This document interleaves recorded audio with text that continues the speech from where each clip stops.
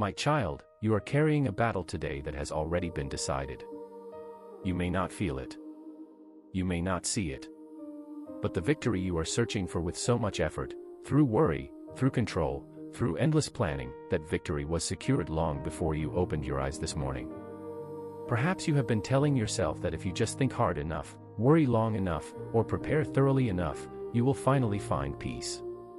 But peace does not come from perfect preparation. Peace comes from the finished work. There is a moment in my life on earth that many people remember as a moment of defeat. It was midday. The sky turned dark. The ground trembled. I hung on a cross between heaven and earth, and the weight of every failure, every fear, and every broken thing was pressing down upon me. And then, when the full price had been paid, I spoke 3 words. It is finished. That word in the language I spoke carries the meaning of completion. It means a debt has been paid in full. It means a task has been accomplished. It means nothing more is required. The victory that I won on that cross was not a victory over Roman soldiers. It was not a political victory. It was not even a victory over physical death alone. It was a victory over everything that separates you from love, from peace, from your true self, and from me. Anxiety, my child, lives in the gap between what you fear and what you trust. It feeds on uncertainty. It grows in the space where you believe something is unfinished, unresolved, and out of control. But I have entered that space. There is an important detail that many people miss about the day I died. The temple in Jerusalem had a massive curtain that separated the holy place from the most holy place. That curtain was woven thick and heavy. It symbolized the distance between humanity and the presence of God. At the moment I cried out, "It is finished," that curtain was torn in 2 from top to bottom.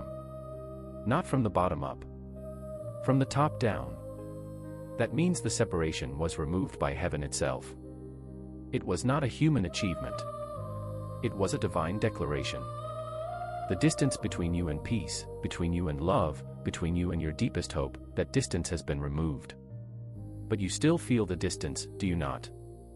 You feel it when you wake at 3 a.m. and your heart is racing for no clear reason. You feel it when you scroll through news that makes your chest tighten. You feel it when you wonder if your children will be okay, if your marriage will survive, if your body will heal, if your work will ever bear fruit. You feel the distance because you are still trying to earn what has already been given. Let me say this gently but clearly. Your victory code is not a formula. It is not a phrase you repeat to unlock blessings. It is not a secret password that forces the universe to bend to your will. The victory code is this: I have already done what you could never do.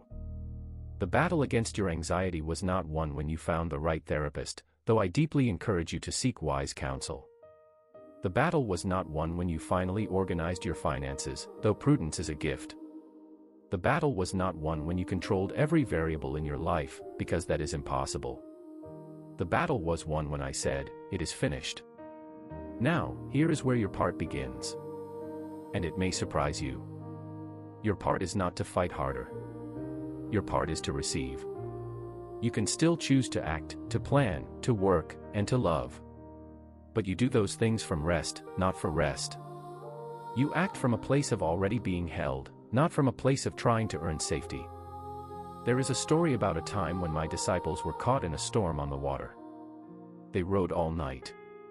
They panicked. They were certain they would perish. And I walked out to them on the water. But do you remember what I did when I got into the boat? I did not give them a lecture. I did not hand them a strategy. I simply got in, and the wind stopped. The presence of the one who already conquered the storm was enough. My child, I am getting into your boat tonight. I am entering your sleepless night. I am entering your financial worry. I am entering your family tension. I am entering your health battle. I am not coming with a new list of requirements. I am coming with the finished work of the cross. The questions that torment you: what if I fail? What if they leave? What if I am alone? What if it never gets better? Those questions have already been answered by my presence. Not always with a plan, but always with a person. And that person is me. Let me offer you 3 pillars of truth to stand on tonight. The first is this: your value was never based on your performance. The world tells you that you are what you produce. That your worth rises and falls with your bank account, your status, your reputation, or your achievements. But I tell you that your value was established before you took your first breath. It cannot be increased by success, and it cannot be diminished by failure. The second is this: peace is not the absence of problems. Peace is the presence of trust. You do not need to eliminate every unknown. You need to know the one who holds every unknown. And that one is me. The third is this: you are allowed to stop fighting. You are allowed to lay down your weapons of worry. You are allowed to say, I do not have to fix everything today. That is not laziness. That is surrender. And surrender is the doorway to peace. Now, let me speak directly to the burden you have not told anyone about. Maybe it is a fear that you are behind in life. That everyone else is moving forward while you are stuck. Maybe it is a relationship you have tried to repair but it only breaks further. Maybe it is a dream you have buried because it hurts too much to hope. I know that place. I went there. I walked the road of sorrows. I tasted rejection. I knew what it was to cry out and feel silence in return. And I overcame it all. Not through force. Through love. So what is your next step tonight? Not a grand one. A simple one. Tell me what you are afraid of. Speak it out loud in the quiet of your room. Name it. And then say these words: I release this into hands that are stronger than mine. You may also choose to reach out to someone you trust. Send a message. Make a phone call. Let a friend know you are struggling. I work through people, my beloved one. Do not isolate yourself in the name of faith. Faith is not hiding. Faith is trusting enough to be known.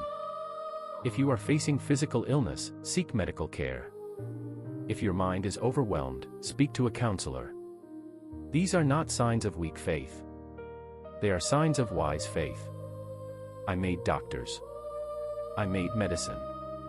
I made the human mind with its capacity to heal and to help. And if you have no one to turn to tonight, turn to me. Not with perfect words. Just with your honest heart. I have not abandoned you. I have not forgotten you. I have not changed my mind about you. Your victory was not conditional. It was given freely. And it is still yours. May you rest in the work I have already done. May your heart stop striving for what has already been given. May you release the need to control everything and receive the peace that passes all understanding. May you sleep tonight without guilt. May you wake tomorrow without panic. May you walk through your day with the quiet confidence that the most important battle has already been won. And when the old fears whisper again, you may answer them with 3 words. It is finished. Not because you have perfected everything, but because I have. If these words stir something true in your heart, you may leave this reminder in the comments. I will rest in what has already been finished. Let that simple sentence be your anchor tonight. Let it remind you that you are not fighting for victory. You are fighting from victory. And that makes all the difference.